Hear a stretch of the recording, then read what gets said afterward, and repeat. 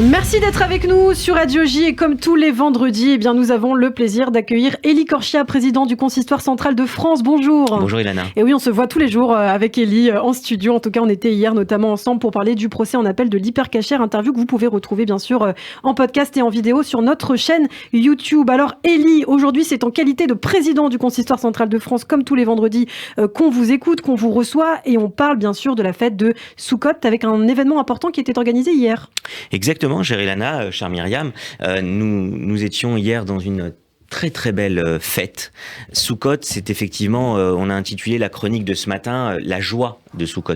C'est vrai qu'après cette période d'introspection très solennelle, des fêtes de Rosh Hashanah, puis ensuite évidemment de Yom Kippour, on a avec cette troisième partie de la trilogie des fêtes de Tishri, la fête de Soukhot, ces 8 jours qui sont vraiment synonymes de joie. C'est la fête de la simcha, de la joie. Et donc, d'abord, je voulais dire un grand bravo, un grand chazak à toutes ces communautés qui ont fait vivre non seulement les fêtes de Tishri dans des conditions magnifiques, vraiment cette année comme on en avait rarement connu, et notamment après les 2 années difficiles qu'on avait eues en 2020-2021, qui n'étaient pas simples dans l'organisation. On a vraiment eu, je trouve, des fêtes exceptionnelles. Et c'est tous les retours que j'ai eus de toutes les communautés, que ce soit en région parisienne, dans toutes les grandes villes de province, dans les communautés même des petites communautés qui ont fait vraiment vivre leur synagogue et leur centre culturel ou communautaire de façon remarquable.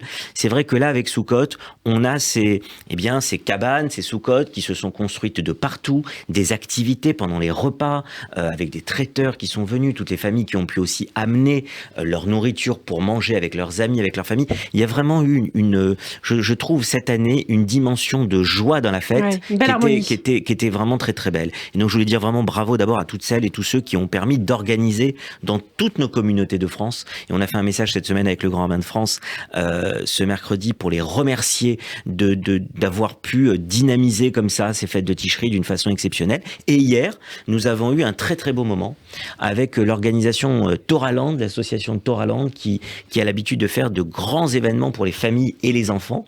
Ils le font notamment à Purim, mais là ils l'ont fait pour Soukhot. Alors ça s'appelait Soukhaland. C'était très sympa. C'était au Port aux Cerises. Alors Myriam, qui aime bien qu'on sorte un peu de Paris et qu'on aille un petit peu dans le 91 ou dans d'autres contrées proches de nous, nous étions dans l'Essonne. Et effectivement, ce qui était... Alors, la base de loisirs, je ne sais pas si vous y aviez été, mais il faut y aller avec les enfants. La base de loisirs du Port aux Cerises est magnifique. On peut mettre 2000-2500 personnes. Alors hier, évidemment, avec une météo un peu plus capricieuse, on a été gâtés pour les 2 premiers jours de fête. Hier, avec la météo un peu plus capricieuse, on avait près de 1000 personnes. Mais des fois, on peut avoir 2000 personnes à cet événement. Et il a été fait en partenariat, je tiens à le dire, avec l'association Leftov, que vous connaissez, qui est dirigée vraiment par un couple exceptionnel, par Mandy. Et que ce soit Mandy, que ce soit Yona Attal de Toraland étaient présents pour faire venir des femmes, pour faire bénéficier des enfants, des épouses, des maris qui sont venus avec des enfants qui parfois n'ont pas toujours les moyens d'aller dans ce type de parc d'attractions. Et tout le monde a joué le jeu. Je parlais avec le directeur des jeux, par exemple, de la fête foraine, qui a mis à disposition à des conditions exceptionnelles ces jeux. Je parlais avec le directeur de la base de loisirs. Je parlais avec Patrick Caram, par exemple, le vice-président du conseil régional d'Île-de-France qui s'occupe de toute la partie sportive, qui a aussi permis d'organiser ça pour 1000 personnes hier.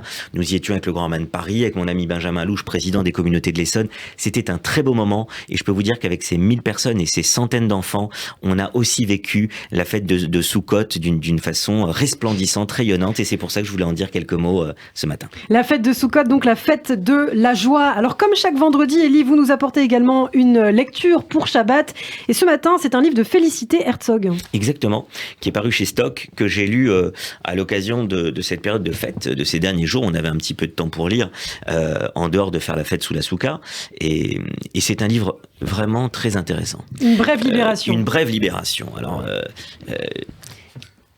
c'est un double sens, le mot libération. On est à la période de la libération après l'occupation, après les années de guerre, et on est aussi sur une libération de 2 êtres qui vont faire une mésalliance, comme on disait à l'époque, 2 familles très très différentes. Et c'est ça qui est l'intérêt majeur de ce livre.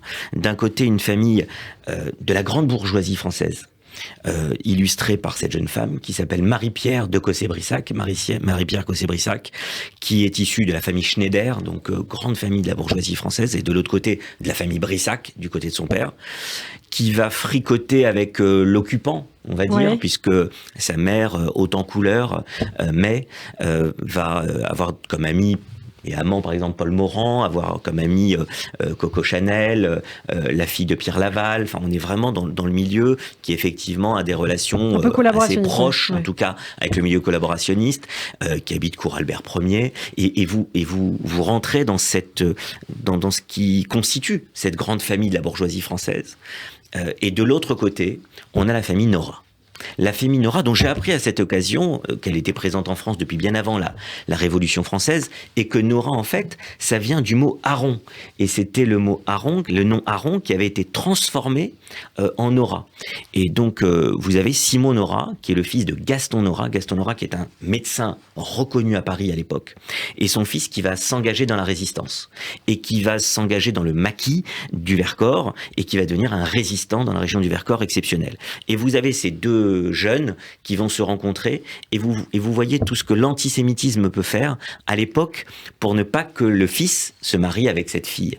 Et vous allez découvrir ces deux familles, l'une juive est engagée dans la résistance, l'autre de cette, je vous ai dit, ce milieu proche de la collaboration, et ces deux jeunes qui vont se rencontrer et qui finiront, ce sera la première union d'ailleurs de Marie-Pierre Cossé-Brissac et la première union de Simon Nora. Eh bien, ça s'appelle Une brève libération de Félicité Herzog. Merci beaucoup, Élie, et à la semaine prochaine.